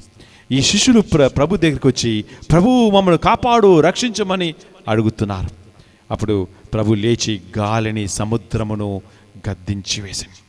చూడండి, మన జీవితంలో ఈ తుఫాను అనేక సందర్భాలు మన జీవితంలో వస్తున్నాయి. ఈ తుఫాను గద్దించమని మీరు అడగండి. ఈ సమయంలో ఏ రీతిలో అయితే గాలి అలలను గద్దించి ఆ పడవ ప్రశాంతత నెలకొల్పాడో, ఈరోజు మీ కుటుంబంలో ప్రశాంతత నెలకొల్పుతాడు. ఏ తుఫాన్ అయితే మీ జీవితంలో ఉన్నదో ఆ తుఫాను తొలగించమని అడగండి ఈ సమయంలో. ఎందుకంటే యేసు ప్రభు ఒక్కరు మాత్రమే నీ గురించి శ్రద్ధ వహిస్తాడు. యేసు ప్రభు ఒక్కరు మాత్రమే నీ జీవితంలో గొప్ప కార్యం జరిపిస్తాడు. కీర్తన 50:15 మీద ధ్యానించినట్లయితే, మీ అట్టు పిమ్మట మీ ఆపదలు నాకు మొరపెట్టుము, మీ ఇక్కట్లన్నీ తీసివేస్తా అన్నాడు యేసు ప్రభు. మన ఆపదలో ప్రభు వైపు చూసి మొరపెడుతున్నప్పుడు ఖచ్చితంగా ప్రభు మీ ఆపద నుండి బయటికి రాపిస్తాడు. ఈరోజు ఈ ఆన్లైన్ వాడకంలో పాల్గొంటున్నారు. ఇప్పుడు మీరు ఏ ఆపదల్లో ఉండినా సరే మొరపెట్టు బిడ్డ. ఈ సమయంలో మీ పనులన్నీ పక్కకు పెట్టి ఒక్కసారి యేసు ప్రభు దగ్గర రండి, వాక్యం వినండి. ఆ వాక్యం మీ హృదయం తీసుకొని అడగండి ఈ సమయంలో. ఎందుకంటే మీ ఆపదలను, మీ ఇక్కట్లను తొలగించి వేస్తా అన్నాడు యేసు ప్రభు. ఏ ఆపదల్లో నువ్వు వెళుతున్నావో, ఏ బాధలతో నువ్వు వెళుతున్నావో, ఏ కష్టాలతో నువ్వు వెళుతున్నావో దాన్ని తీసివేసే దేవుడు మన మధ్యలో ఉన్నాడు. కాబట్టి మొరపెట్టు బిడ్డ. ఈ సమయంలో ఖచ్చితంగా ప్రభు నిన్ను బయటికి రప్పిస్తాడు. నీ గురించి శ్రద్ధ వహించే దేవుడు మన మధ్యలో ఉన్నాడు. రెండోది ముగించి వేసాం. మూడవ విషయం గురించి చూద్దాం. నీ గురించి ప్రభు ఆలోచిస్తాడు. కీర్తన రాసిన 139 చదవండి బ్రదర్. అక్కడ ఏం రాసిందో చూద్దాం. దేవా, నీ ఆలోచనలు గ్రహించుట ఎంతో కష్టము, వాని సంఖ్య అపారమైనది కదా. చూడండి, ఇక దేవా నీ ఆలోచన గ్రహించిన ఎంత కష్టము, వాని సంఖ్య అపారమైనది. నేను నీ ఆలోచనలు లెక్కింపబూనిన నేను నీ ఆలోచన లెక్కింపజూసినచో అవి ఇసుక రేణువుల కంటే ఎక్కువగా ఉండును. ఆమేన్. అంటే ప్రభు మన యందు గొప్ప ఆలోచన కలిగి ఉన్నాడు. ఆ అనుదినం ప్రభు నీ గురించి ఆలోచిస్తాడు. ఏ విధంగా ఆలోచిస్తాడో తెలుస్తా. చూద్దాం పరిశుద్ధ గ్రంథంలో అపోస్తులు రాసిన 16వ అధ్యాయంలో మీరు ధ్యానించినట్లయితే, అర్ధరాత్రి వేళ పౌలు శిలాసాలు జైల్లో ఉండి స్తుతిస్తున్నారు, ఆరాధిస్తున్నారు. మిగతా ఖైదీలు కూడా వారిని అనుసరిస్తున్నారు, వారు కూడా స్తుతిస్తున్నారు, ఆరాధిస్తున్నారు. అప్పుడు హఠాత్తుగా పెద్ద భూకంపము కలుగగా అప్పుడు ఏం జరిగింది? చెరసాల పునాదులు కంపించి ఆ తలుపులన్నీ కూడా తెరవబడ్డాయి. అప్పుడు ఖైదీల సంఖ్యలు కూడా తెంచివేయబడ్డాయి. చూడండి, స్తుతిస్తున్నప్పుడు, ఆరాధిస్తున్నప్పుడు ఆ ఖైదీల సంఖ్యలు తెంచివేయబడ్డాయి. ఈరోజు నువ్వు స్తుతిస్తున్నప్పుడు, ఆరాధిస్తున్నప్పుడు మన జీవితంలో ప్రతి సంఖ్యలు కూడా తెంచివేయబడతాయి. ఈరోజు నువ్వు స్తుతిస్తున్నప్పుడు, ఆరాధిస్తున్నప్పుడు మన జీవితంలో ఉన్న ప్రతి బంధకాల సంఖ్యలు తెంచివేయబడతాయి. మన జీవితంలో ఉన్న అప్పు బాధలైన సంఖ్యలు తెంచివేయబడతాయి. మన జీవిత రోగాల సంఖ్యలు తెంచివేయబడతాయి. అంతేకాదు ఆందోళన, వేదన, దుఃఖం అనే సంఖ్యలు తెంచివేయబడతాయి. ఎప్పుడైతే నువ్వు స్తుతిస్తున్నావో, ఆరాధిస్తున్నావో దేవుడు గొప్ప అద్భుత కార్యాలను మన జీవితంలో జరిపిస్తాడు. ఎప్పుడైతే నువ్వు స్తుతిస్తున్నప్పుడు, ఆరాధిస్తున్నప్పుడు ప్రభు వైపు చూసి మొరపెట్టండి. ఈ సమయంలో స్తుతించండి. ఈ సమయంలో యేసు ప్రభు స్తుతిస్తున్నప్పుడు, ఆరాధిస్తున్నప్పుడు ఏ విధంగా అయితే వారి ఖైదీల యొక్క సంఖ్యలు తెంచివేయబడ్డాయో ఈరోజు మన జీవితంలో ఉన్న ప్రతి సంఖ్యలన్నీ కూడా తెంచివేయబడతాయి. ఈరోజు ఆన్లైన్లో ఉన్న వారి విశ్వాసంతో, నమ్మకంతో అడగండి. సమయంలో మీ జీవితంలో ఉన్న సంఖ్యలు తెంచివేయబడతాయి. ఏదైనా మీకు అడ్డుగా ఉన్నట్లయితే అడ్డుగా ఉన్న గోడలన్నీ కూలిపోతాయని గుర్తించుకో బిడ్డ. ఈరోజు ఏదైతే మీ జీవితంలో ఆటంకాలు ఉన్నట్లయితే ఆటంకాల సంఖ్యలు తెంచివేయబడతాయి. ఈ సమయంలో మీకు వ్యతిరేక క్రియలు ఉన్నట్లయితే యేసు నామములో క్రియలన్నీ కూడా బంధించివేయమని అడగండి. ఈ సమయంలో ఏదైతే మీరు బంధిస్తున్నారో అది బంధించవేయబడును. అడగండి. ఈ సమయంలో విశ్వాసంతో, నమ్మకంతో ప్రభు వైపు చూసి నువ్వు మొరపెడుతున్నప్పుడు ఖచ్చితంగా ప్రభు నీ వైపే చూసే దేవుడుగా ఉంటాడు. నీ జీవితంలో ఉన్న ప్రతి సంఖ్యలన్నీ కూడా ఈరోజు తెంచివేయబడతాయి. చూడండి, మన పరిశుద్ధ గ్రంథం ధ్యానించినట్లయితే యేషయా రాసిన 38వ అధ్యాయం 1 నుండి 6 ధ్యానించినట్లయితే హిజ్కియా రాజు గురించి చూడవచ్చు. హిజ్కియా రాజు జబ్బుపడి ప్రాణస్థితిలో ఉన్నప్పుడు యేషయా ప్రవక్త రాజు దగ్గరకు వచ్చి, రాజా ఇక నువ్వు బ్రతకవు, నీ ఇంటిని చక్కబెట్టుకో అన్నప్పుడు హిజ్కియా రాజు ఏం చేశాడు? ఎక్కడికెక్కడికి పరిగెత్తుకొని పారిపోయాడా? లేదు. యెరూషలేము గోడ వైపు మరలి యేసు వైపు చూస్తూ కన్నీరు కారుస్తూ విలపిస్తున్నాడు. ఆ యేసు ప్రభువుని అడుగుతున్నాడు, యేసయ్యా నేను నీకు సేవ చేసి ఉన్నాను కదా, నీ చిత్త ప్రకారం నేను నడుచుకున్నాను కదా, ఎందుకు నాకు జబ్బిచ్చావని కన్నీటితో హిజ్కియా రాజు ఏడుస్తున్నాడు. కానీ చూడండి, యేసు ప్రభు హిజ్కియా రాజు కన్నీరు గమనిస్తున్నాడు. హిజ్కియా రాజు గురించి ఆలోచిస్తున్నాడు. హిజ్కియా రాజును ఆయుస్సును 15 సంవత్సరములు పెంచివేశాడు. బిడ్డ, ఈ సమయంలో ఈరోజు నువ్వు కన్నీటితో అడిగితే నీ ఆయుస్సును పెంచివేస్తాడు. రోగాలతో ఉన్నవారు ఖచ్చితంగా మీరు అడగండి, ఈ సమయంలో ప్రతి రోగాన్ని తెంచివేస్తాడు. బాధలో ఉన్నవారు అడగండి, ఈ సమయంలో మీ బాధలన్నీ కూడా తెంచివేయబడతాయి. ఏ రీతిలో అయితే హిజ్కియా రాజు ఆయుస్సుని పెంచివేసిన దేవుడు ఈరోజు మన జీవితంలో గొప్ప కార్యం జరిపిస్తాడు.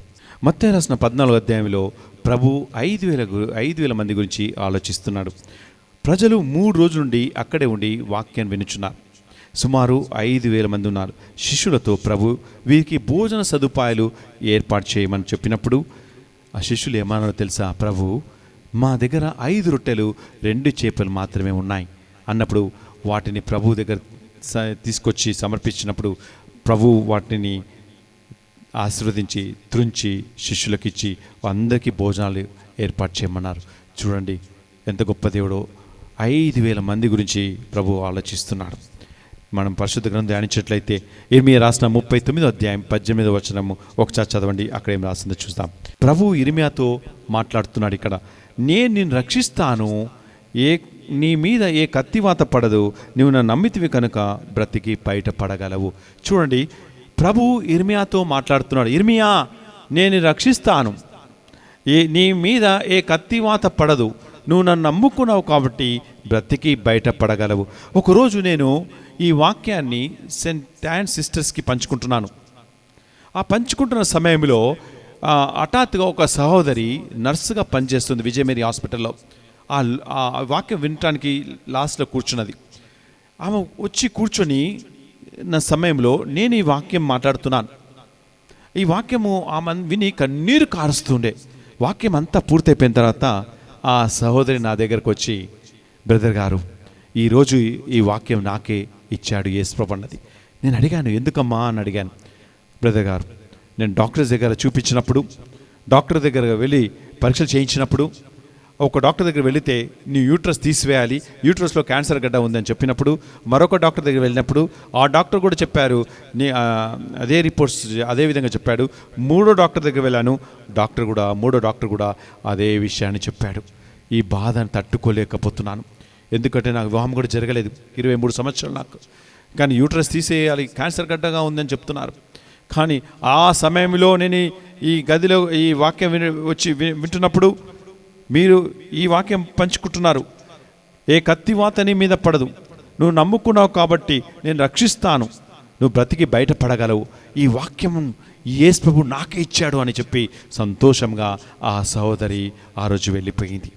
తర్వాత 2 వారాల తర్వాత మళ్ళీ అదే సెయింట్ యాన్ సిస్టర్కి నేను వాక్యాన్ని పంచుకోవడానికి వెళ్ళినప్పుడు ఆ సహోదరి కూడా వచ్చి కూర్చున్నది. వాక్యం అంతా అయిపోయిన తర్వాత స్టేజ్ మీదకి వచ్చి తన సాక్ష్యాన్ని పంచుకుంది. ఏ రీతిలో పంచుకున్నా తెలుసా?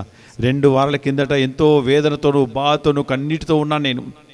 కానీ ప్రభు ఒక వాక్యం ఎత్తి పట్టుకున్నాను, ఆ వాక్యం తీసుకున్నాను, పదే మాట్లాడాను. అందుకే మన పరిశుద్ధ గ్రంథంలో ఇర్మియా రాసిన 15-16 అధ్యాయంలో వాక్యమును మనం పదే భుజించాలి, భుజించినప్పుడు నీకు సంతోషాన్ని ఇస్తుందని అక్కడ రాసి ఉంది. కానీ ఆ వాక్యం నేను పదే ఎత్తి పట్టుకొని ప్రార్థించాను, కన్నీటితో విలపించాను. 10 రోజుల తర్వాత మళ్ళీ డాక్టర్ దగ్గరికి వెళ్ళి అన్ని పరీక్షలు చేయించుకున్నాను. అన్ని పరీక్షలు చేస్తే ఏ యూట్రస్లో అయితే థైరాయిడ్ గడ్డ అనే క్యాన్సర్ ఉందో అది పూర్తిగా మాయమైపోయింది. చూడండి ఎంత గొప్ప దేవుడో. చూడండి, ఎప్పుడైతే వాక్యం మనం ఎత్తిపడుతున్నప్పుడు ఆ వాక్యం మన జీవితాన్ని మార్చివేస్తుంది. ఈరోజు ఆన్లైన్లో పాల్గొంటున్న వారు ఏ వాగ్దానం అయితే మీకు ఉన్నదో, ఏ వాక్యం అయితే మీరు ఎత్తిపట్టదలుచుకున్నారో అడగండి. ఈ సమయంలో ఆ వాక్యము మీ జీవితాన్ని మార్చివేస్తుంది. ఆ సహోదరి అనుకోని స్థితిలో వచ్చి ఆ వాక్యము ప్రభు నాకు ఇచ్చాడని సంతోషంగా ఇంటికి తిరిగి వెళ్ళిపోయింది. తర్వాత ఎంత గొప్ప సాక్ష్యమో ఆ బిడ్డ జీవితంలో జరిగిందో చూడండి. అదే రీతిలో మన జీవితంలో కూడా జరిపిస్తాడు. ఈరోజు అడగండి సమయంలో యేసు ప్రభు ఖచ్చితంగా నీ జీవితాన్ని మార్చివేస్తాడు. ఏ విధంగా తెలుసా? మన పరిశుద్ధ గ్రంథం ధ్యానించినట్లయితే 1 సామువేలు 1వ అధ్యాయం 6వ వచనంలో ప్రభు అన్నాకు బిడ్డలు ప్రసాదించకపోవటం వలన అందరూ అన్నాను చూసి ఎగతాళి చేస్తున్నారు, గొడ్రాలని నిందిస్తున్నారు. కానీ అన్న కన్నీరు మున్నీరుగా విలపిస్తుంది. దేవా నా కన్నులు చూడు అని ప్రార్థిస్తుంది.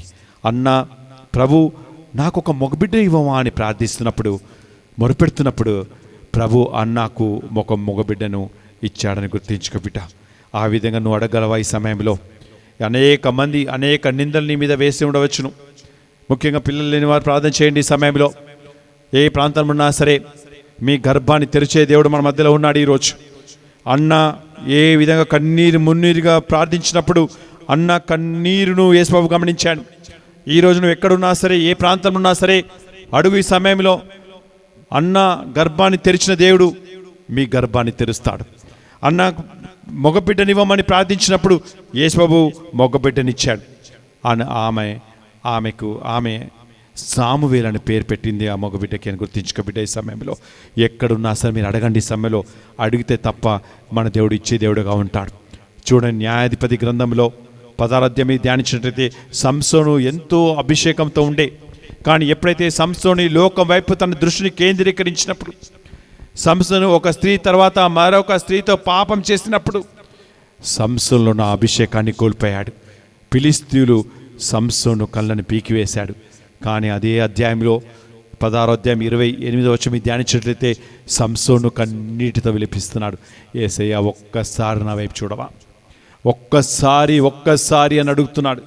గివ్ మీ ఛాన్స్, ఒక్కసారి నాకు అవకాశం ఇవ్వమా అని కన్నీరు మున్నీరుగా సంసోను విలపిస్తున్నాడు. ఎంతో ఘోరమైన పాపం చేసిన సంసోను ఎప్పుడైతే కన్నీరు కార్చి హృదయ పరివర్తన చెందినప్పుడు సంసోను ప్రభు గమనిస్తున్నాడు. సంసోను గురించి ఆలోచిస్తున్నాడు. ఆలోచించడమే కాదు, ఏ ఆశీర్వాదాలైతే కోల్పోయాడో తిరిగి అదే అభిషేకాన్ని సంసోను పొందుకున్నాడని గుర్తుంచుకోబిట.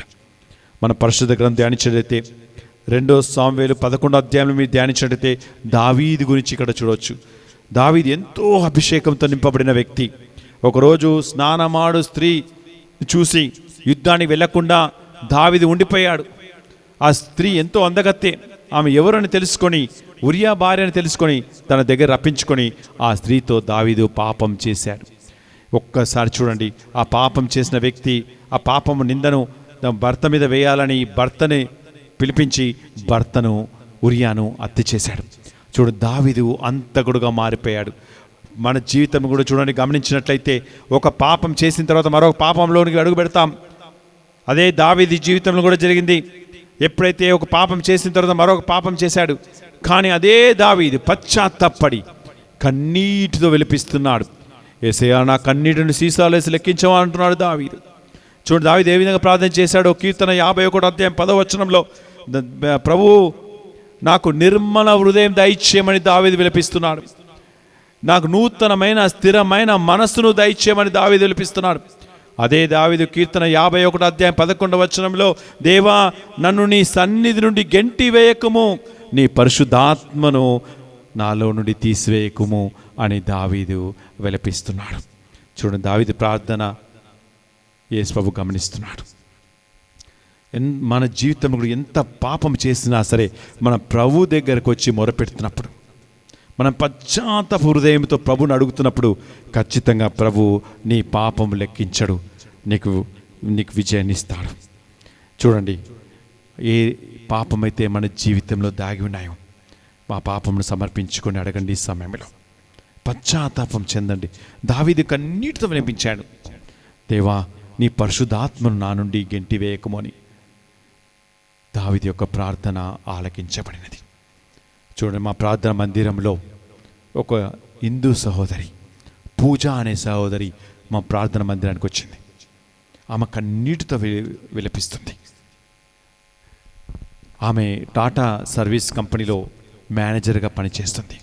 ఎంతో మంచి జీతం. ఆమె వివాహం జరిగి 3.5 సంవత్సరాలు అయింది. భర్త దుబాయ్లో పనిచేస్తున్నారు. భర్త దగ్గరికి వెళ్ళాలని ఎన్నిసార్లు కూడా భర్త తన భార్యను తన దగ్గర రప్పించుకోవాలని పేపర్లు పంపిస్తున్నా సరే ఈ సహోదరి కావలసని వీసా రిజెక్ట్ చేసుకుంటూ వెళ్ళింది. సుమారు 5-6 సార్లు ఆ విధంగా అయిపోయింది. తర్వాత తన ఇక్కడ ఫ్రెండ్షిప్ ఏర్పడి ఇక్కడ క్లబ్స్ అని పబ్స్ అని తిరుగుతూ పాప జీవితంలో వెళ్ళిపోయింది ఆ సహోదరి. కానీ ప్రార్థన మందిరానికి వచ్చి కన్నీటితో విలపిస్తుంది. యేసయ్యా ఎలాగైనా సరే నా భర్త దగ్గర నేను వెళ్ళాలని ఆమె కన్నీటితో విలపిస్తుంది. ఆ సహోదరి, ఇది ఏం జరిగిందో తెలుసా? ఆ విధంగా కన్నీటితో ఉన్నప్పుడు ఆ భర్త పేపర్లు పంపించాడు. 6-7 సార్లు కూడా ఆమె రిజెక్ట్ అయిపోయింది.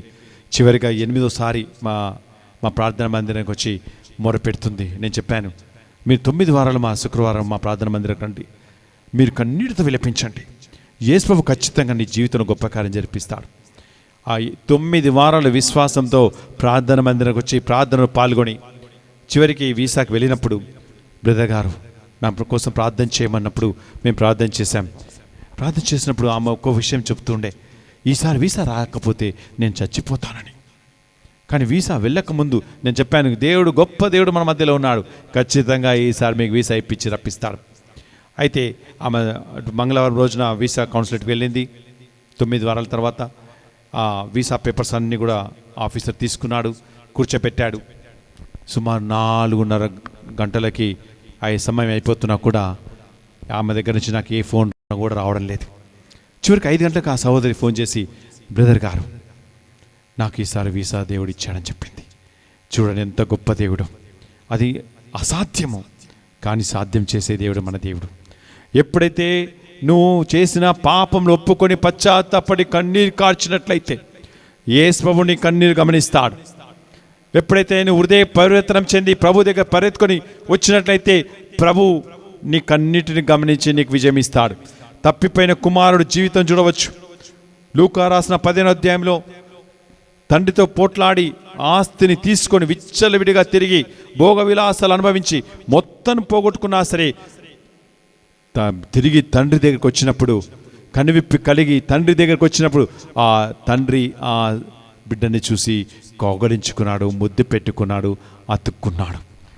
అదే ఈరోజు కూడా నువ్వు తండ్రి దగ్గరికి వచ్చినట్లయితే తండ్రి నిన్ను చూసి ఆనందిస్తాడు, కౌగలించుకుంటాడు, ముద్దు పెట్టుకుంటాడు. బిడ్డ 4వ విషయం గురించి చూస్తాం ఈ సమయంలో. నీ తరఫున పోరాడుతాడు యేసు ప్రభు. చూడండి, నిర్గమకాండము 14వ అధ్యాయం 14వ వచనం ధ్యానించినట్లయితే, యావే నీ పక్షమున పోరాడును, మీరు కదలక మెదలక ఉండు, కరుణగల దేవుడు నీ తరఫున యుద్ధం చేసి నీకు విజయాన్ని ఇస్తాడు. ఈరోజు మత్తయి రాసిన 20వ అధ్యాయం 34వ వచనం ఒకసారి చదువుతాం. అక్కడ ఏం రాసిందో, యేసు కనికరించి వారి నేత్రములను తాకెను, వెంటనే వారు దృష్టిని పొందెను, ప్రభువును వెంబడించిరి. Praise the lord. చూడండి, యేసు కనికరించి ఆ గుడ్డివానిని తాకి స్వస్థపరచడం జరిగింది. యేసు జాలిగల హృదయం గల దేవుడు. మార్క్ రాసిన 1వ అధ్యాయం 40, 41, 42 వచనం ధ్యానించినట్లయితే, కుష్ఠరోగి ప్రభువుకు నమస్కరించి నన్ను తాకమా అడిగినప్పుడు నేను తాకడం నాకు ఇష్టమే అని తాకి స్వస్థపరిచే దేవుడు మన దేవుడు. ఈరోజు కూడా ప్రభు దగ్గరికి నువ్వు రాగలవా? ఈరోజు కూడా నిన్ను తాకమని చెప్పగలవా? ప్రభు నిన్ను తాకి ముట్టి స్వస్థపరిచేయగల దేవుడు మన మధ్యలో ఉన్నాడు. ఈరోజు నీ తరఫున యుద్ధం చేసే దేవుడు మన మధ్యలో ఉన్నాడు. ఈరోజు న్యాయాధిపతి గ్రంథం 14వ అధ్యాయం ధ్యానించినట్లయితే, ఒకరోజు సంసోను ద్రాక్ష తోటలో ప్రయాణం చేస్తున్నప్పుడు హఠాత్తుగా ఒక కొదమ సింహము సంసోను మీద పడినది. చూడండి, సంసోను చేతిలో ఏ ఆయుధాలు లేవు, కానీ దేవుని యొక్క అభిషేకాన్ని పొందుకున్నాడు సంసోను. దేవుని యొక్క ఆత్మ సంసోను ఆవరించినది. అతని చేతులు ఏ ఆయుధం లేకున్నా సరే ఆ కొదమ సింహమును సంసోను చీల్చివేయడం జరిగినది. ఎప్పుడైతే ఈరోజు మన తరఫున యుద్ధం చేసే దేవుడు మన తరఫున పోరాడి మనకు విజయాన్ని ఇస్తాడు. మనకు అనేక మంది మన శత్రువులను వచ్చును, అనేక మంది మనకు వ్యతిరేకంగా నడుస్తుండవచ్చును, కానీ ఈ అనేక మంది నిన్ను గెంటి వేయాలని, నీ క్రిందికి తోసివేయాలని కుట్రలు పన్నాగాలు పన్నుతుండవచ్చును, కానీ మన తరఫున యుద్ధం చేసే దేవుడు మనకు విజయాన్ని ఇస్తాడు. మన తరఫున పోరాడే దేవుడు మనకున్నాడు ఈరోజు. అదేవిధంగా మన చేతులు ఏమీ లేవు, కానీ యేసు ప్రభువు మాత్రమే మన దగ్గర ఉన్నాడు. యేసు ప్రభువు వైపు చూసి మనం మొరపెట్టినట్లయితే యేసు ప్రభువు ఖచ్చితంగా నీకు విజయాన్ని ఇస్తాడు.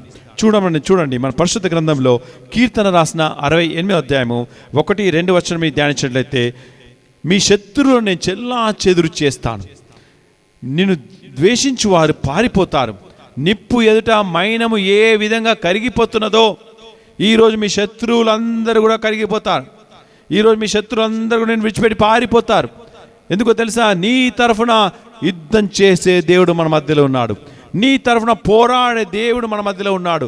నీకు విజయాన్నిచ్చే దేవుడు మన మధ్యలో ఉన్నాడు. ఈ సమయంలో ఆన్లైన్లో ఉన్నవారు మీకు అనేక మంది శత్రువులు ఉండవచ్చు, అనేక చోట్ల మీకు శత్రువులు ఉండవచ్చును.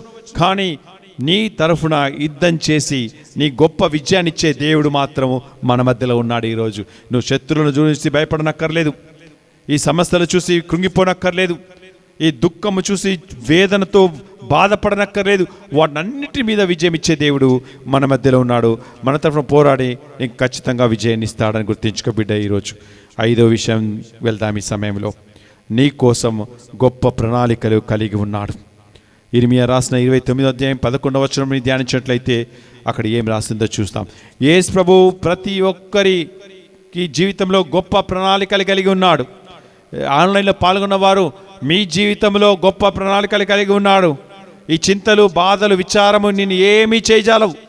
ఎందుకంటే ఈ వడకంలో పాల్గొన్న వారు ప్రతి ఒక్కరి జీవితంలో గొప్ప కార్యములు జరిపిస్తాడు. గొప్ప ప్రణాళికలు కలిగి ఉన్నాడు. ఏ రీతిలో కలిగి ఉన్నాడో చూద్దాం. నేను మీ క్షేమము కొరకు, నేను నీ క్షేమము కొరకు ఉద్దేశించిన పథకములు నాకు మాత్రమే తెలియను. నేను మీ అభివృద్ధినే కాని వినాశనమును కోరను. నేను మీకు బంగారు భవిష్యత్తు ఇస్తాను. నేను నీకు బంగారు భవిష్యత్తు ఇస్తాను అని యేసు ప్రభువు ఇక్కడ మాట్లాడుతున్నాడు. ఈ సమయంలో నీ కోసం గొప్ప ప్రణాళికలు నేను సిద్ధం చేసి ఉన్నాను. ఆ ప్రణాళికలు ఎటువంటి ప్రణాళికలు తెలుసా? బంగారు భవిష్యత్తు ఇస్తాను. ఉద్యోగం కోల్పోయిందని దిగులుతో కూర్చున్నావా? నీకు గొప్ప ఉద్యోగాన్ని తిరిగిస్తాడు. అప్పు బాధతో కృంగిపోయి అయ్యో అని దిగులుతో కూర్చున్నావా? అప్పు బాధలను తీసివేసే దేవుడు మన మధ్యలో ఉన్నాడు. రోగాలతో నలిగిపోతున్నావా? ఈ రోగాలను తీసివేసే దేవుడు మన మధ్యలో ఉన్నాడు ఈరోజే. అందుకే చెప్తున్నాడు ఇక్కడ, నీ కోసము నేను గొప్ప ప్రణాళికలు కలిగి ఉన్నాను అంటున్నాడు ఈరోజే. ఆ ప్రణాళికలు ఎట్టి పరిస్థితుల్లో నువ్వు నశింపచేయడు, ఆ ప్రణాళిక నశింపచేయడు అని గుర్తించుకో బిడ్డ. ఈ సమయంలో ఈరోజు నీ గొప్ప బంగారు భవిష్యత్తు ఇవ్వాలని కోరుకుంటున్నాడు ఈ సమయంలో. ఎందుకంటే నీ గురించి ఆలోచిస్తున్నాడు. నీవు నశించిపోవడం ఏమాత్రం ప్రభువుకి ఇష్టం లేదు. నీ గురించి గొప్ప ప్రణాళికలు కలిగి ఉన్నాడు. నిర్గమకాండ 34వ అధ్యాయం 10వ వచనం మీద ధ్యానించినట్లయితే కనీ విని ఎరగని మహా అద్భుత కార్యములు మీ జీవితంలో జరిపిస్తాడు. ఈ రోజే అడగండి. ఈ సమయంలో నీ జీవితంలో గొప్ప కార్యం జరిపిస్తాడు. నువ్వు ఊహించని కార్యములు నీ జీవితంలో జరిపిస్తాడు. నువ్వు ఊహించవు ఇలా జరుగుతుందని జరిపించే దేవుడే మన మధ్యలో ఉన్నాడు. ఎందుకో తెలుసా? ఒకటి మాత్రం గుర్తించుకో బిడ్డ. ఈ సమయంలో నువ్వు అన్ని కోల్పోయిన స్థితిలో ఉండవచ్చును, అన్ని పోగొట్టుకున్న స్థితిలో ఉండవచ్చును. కానీ ప్రభు యొక్క వాగ్దానం మీకు ఇస్తున్నాడు.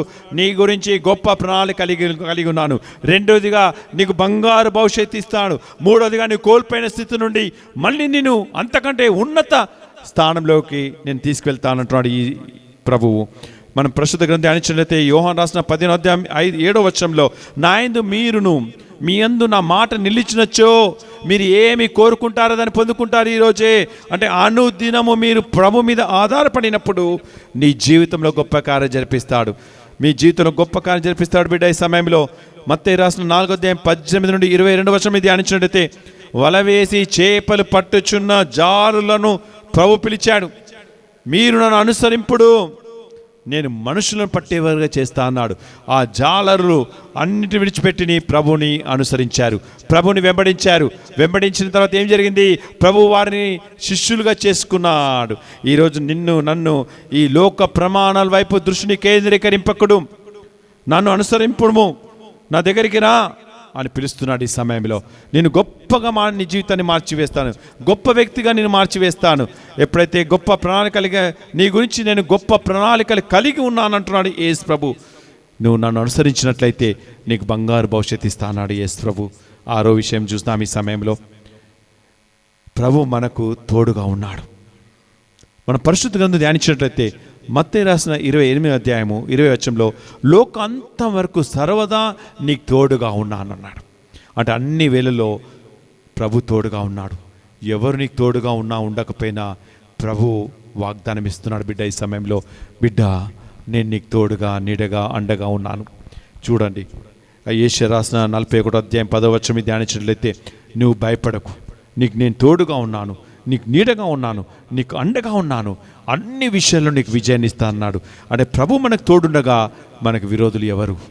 మన ప్రభు మన తోడుగా ఉన్నప్పుడు మనం ఎవ్వరు కూడా ఎవ్వరు కూడా మన మీద యుద్ధం చేయలేరు. మన గొప్ప విజయాన్ని ప్రభు మనకిస్తాడు ఈ సమయంలో. ఈరోజు ప్రతి ఒక్కరితో చెప్తుంది ఏమనగా, మీరు భయపడవద్దు. అన్ని వేళల్లో ప్రభు నీకు తోడుగా ఉంటాడు. అన్ని సమయంలో ప్రభు నిన్ను కాపాడుకుంటాడన్నాడు.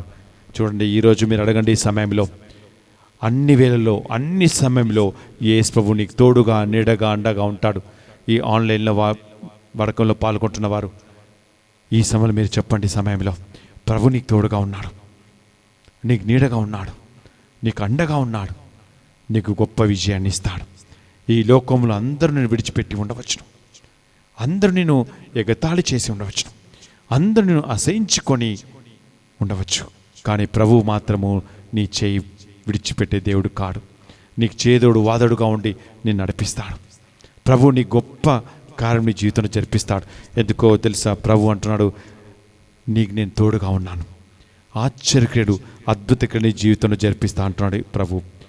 మనము 7వదిగా చూద్దాం, నేను నిన్ను విడిపిస్తాను. అపోస్తలుల 12వ అధ్యాయంలో మీరు ధ్యానించినట్లయితే, పేతురును బంధింపబడి చెరసాలలో ఉంచబడెను. అప్పుడు సంఘం ప్రార్థించగా పేతురు విడుదల పొందుకున్నాడు. ఈరోజు నువ్వు ప్రార్థిస్తున్నట్లయితే నువ్వు కూడా విడుదల పొందుకుంటావని గుర్తుంచుకో బిడ్డ. సమస్యల నుండి విడుదల పొందుకుంటావు, ఆపదల నుండి విడుదల పొందుకుంటావు, రోగాల నుండి విడుదల పొందుకుంటావు. నీ జీవితంలో కలిగిన ప్రతి ఆటంకాల నుండి నువ్వు ఖచ్చితంగా విడుదల పొందుకుంటామని గుర్తుంచుకో బిడ్డ. ఎందుకంటే మనం ప్రార్థిస్తున్నప్పుడు మనం విడుదల పొందుకుంటామని గుర్తుంచుకోండి. మార్కు రాసిన 11వ అధ్యాయము 23-24 వచనం మీరు ధ్యానించినట్లయితే అక్కడ ఏం రాసిందో చూద్దాం. మార్కు రాసిన 11వ అధ్యాయము 23వ వచనము 24వ వచనము చూద్దాం. ఎవరినైనను ఈ పర్వతముతో నీవు లేచి సముద్రమున పడము అని చెప్పి, ఈ పర్వతాలు లేచి సముద్రంలో పడమని మీరు ఆదేశించినట్లయితే, తన హృదయములో సందేహింపక తాను చెప్పినది జరుగునని విశ్వసించిన ఎడల అతను చెప్పినట్లుగాని జరుగునని మీతో నిశ్చయముగా చెప్పుచున్నాను. Praise the lord, praise the lord, praise the lord. ఈ పర్వతాలు లేచి సముద్రంలో పడమని గట్టి విశ్వాసంతో మీరు ప్రార్థిస్తున్నట్లయితే, మీరు అర్థించినట్లయితే, మీరు మొరపెట్టుకున్నట్లయితే ఖచ్చితంగా ఈ పర్వతాలన్నీ కూడా సముద్రంలో పడిపోతాయి. ఏ పర్వతాలు మీ జీవితంలో ఉన్నాయి, ఏ స్థితిలో ఏ పర్వతాలు మిమ్మల్ని కృంగదీస్తున్నాయి, ఆ పర్వతాలు ఎత్తిపట్టి అడుగు. ఈ సమయంలో ఆ పర్వతాలు చూసి భయపడక్కర్లేదు. ఆ పర్వతం ఎత్తిపట్టి యేసుప్రభు దగ్గర సమర్పించే సమయంలో ఆ పర్వతాలన్నీ కూడా సముద్రంలో పడిపోతాయి.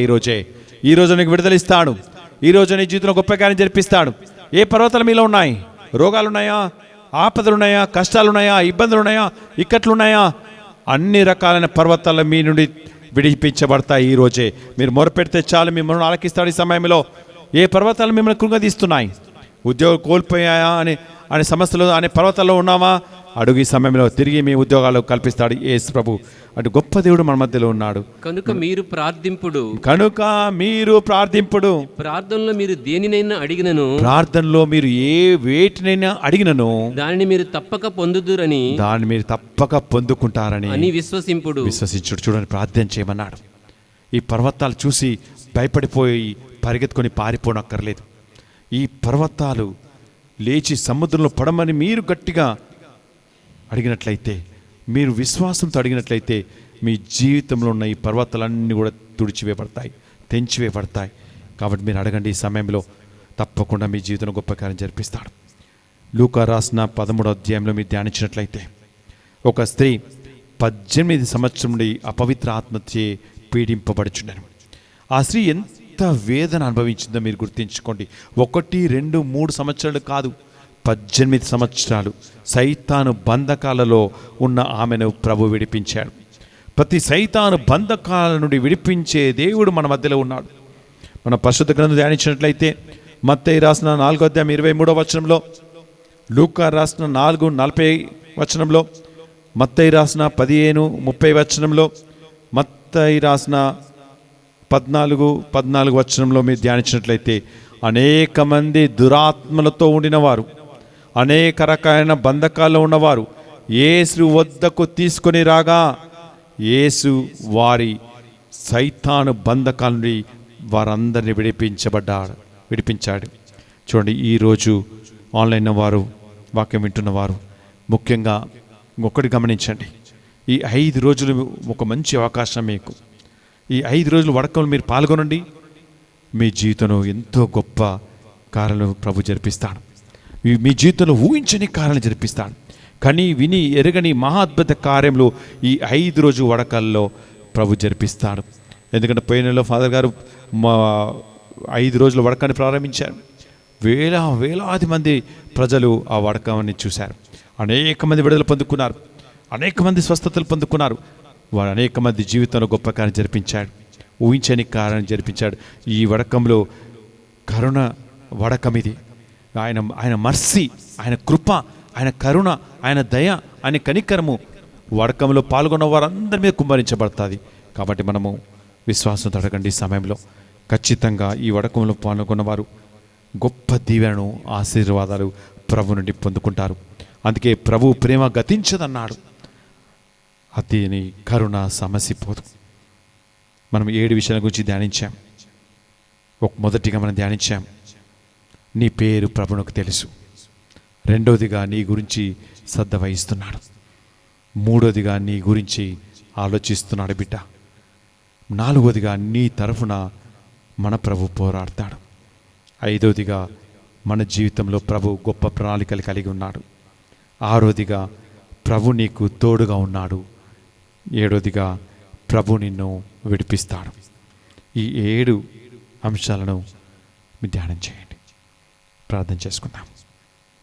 ఆన్లైన్లో ఉన్న బిడ్డలు ఎక్కడున్నా సరే ఈ సమయంలో కుటుంబం అందరూ కూడా ఒకే దగ్గరకు వచ్చి ప్రార్థన చేయండి. ఎందుకంటే మనం 7 విషయాలు మనం ధ్యానించాము ఈ సమయంలో. ఆ 7 విషయాలు మన జీవితంలో పనిచేయాలని, ఆ 7 విషయాలు మన జీవితాన్ని మార్చమని ప్రార్థన చేసేయండి. యేసయ్యా, ఈ ఆన్లైన్లో వడకంలో పాల్గొన్నవారు, అనేక ప్రాంతాల నుండి ఈ వాక్యాన్ని వినుచున్నవారు, వారి జీవితాన్ని మార్చమని ప్రార్థిస్తున్నామయ్యా. విశ్వాసంతో అడుగు బిడ్డ. ఈ సమయంలో యేసు ప్రభువు ఒకరు మాత్రమే నీ జీవితాన్ని మార్చివేయగలడు. యేసు ప్రభువు ఒకరు మాత్రమే నీ జీవితంలో గొప్ప కార్యములు, ఆశ్చర్యకుడు జరిపించబడు. యేసు ప్రభువు ఒకరు మాత్రమే ఒక నూతనమైన జీవితాన్ని నీకు ఇవ్వగలడు. యేసు ప్రభువు ఒకరు మాత్రమే నీ పాత జీవితాన్ని తీసివేయగలడు. అడుగు బిడ్డ. ఈ సమయంలో బిడ్డ, ఎంతో వేదనతో ఇక్కడ ఉన్నావా? ఈ ఆపదలు, బాధలు, సమస్యల మధ్య నలిగిపోతున్నావా? ఉద్యోగం కోల్పోయావు అని దిగులుతో కూర్చున్నావా? అప్పు బాధలతో నలిగిపోతున్నావా? ఈ రోగాలతో ఉన్నావా? ఏ స్థితిలో ఉన్నా సరే ఒక్కసారి ప్రభు వైపు చూసి చెప్పండి బిడ్డ. ఈ సమయంలో విశ్వాసంతో అడుగు బిడ్డ. ఈ సమయంలో కన్నీటితో అడుగు. ఈ సమయంలో యేసు ప్రభు ప్రతి ఒక్కరి వైపు చూస్తున్నాడు. ఈ సమయంలో యేసు ప్రభు ఉన్నాడు, బిడ్డ అని పిలుస్తున్నాడు. విశ్వాసంతో అడుగు. ఈ సమయంలో నీ జీవితాన్ని మార్చివేస్తాడు. ఏ స్థితిలో ఉన్నా సరే ఒక నూతనమైన బిడ్డగా నేను మార్చివేస్తాడు. నీ పాత జీవితం గతించిపోవును. ఒక నూతనమైన వ్యక్తిగా నేను మార్చివేస్తాడు. యేసు వైపు చూసి మొరపెట్టు బిడ్డ. ఈ సమయంలో ఎప్పుడైతే నేను విశ్వాసంతో యేసు వైపు చూస్తూ యేసయ్యా అని పిలుస్తున్నప్పుడు యేసు ప్రభు నీ వైపే చూసే దేవుడుగా ఉన్నాడు. నీ వైపే చూసే దేవుడు నీ జీవితంలో గొప్ప కార్యం జరిపిస్తాడు. నీ వైపే చూసే దేవుడు నీ జీవితంలో ఆశ్చర్యక్రియలు, అద్భుతాలు జరిపిస్తాడు. నీ వైపే చూసే దేవుడు నీ కన్నీటిని తుడుస్తాడు. నీ జీవితంలో గొప్ప కార్యం జరిపిస్తాడు. యేసయ్య, ఈ బిడ్డలు ఎంతో విశ్వాసంతో ఈ 5 రోజుల వడకల్లో ఆన్లైన్లో పాల్గొనుచుండగా వారు ఏ ఉద్దేశముతో, ఏ తలంపులతో, ఏ ఆలోచనలతో వాళ్ళు పాల్గొంటున్నప్పుడు వారి ఉద్దేశాలను, వాళ్ళ ఆలోచనలను, వాళ్ళ తలంపులన్నీ కూడా నెరవేర్చమని ప్రార్థిస్తున్నామయ్యా. యేసయ్య, ఈ ఆన్లైన్ ప్రోగ్రామ్ని ఫాదర్ బెన్నీ గారు ఎంతో నమ్మకంతో, విశ్వాసంతో మొదలుపెట్టినప్పుడు వేలాది మంది ప్రజలు పాల్గొన్నారయ్యా. అంతేకాదు, వేలాది మంది ప్రజలు కేవలం మన దేశం నుండే కాదు, ఇతర దేశాల నుండి పాల్గొని వారు సాక్ష్యాలు పంచుకుంటున్నారు. మేము కూడా నమ్ముతున్నామయ్యా, విశ్వసిస్తున్నామయ్యా.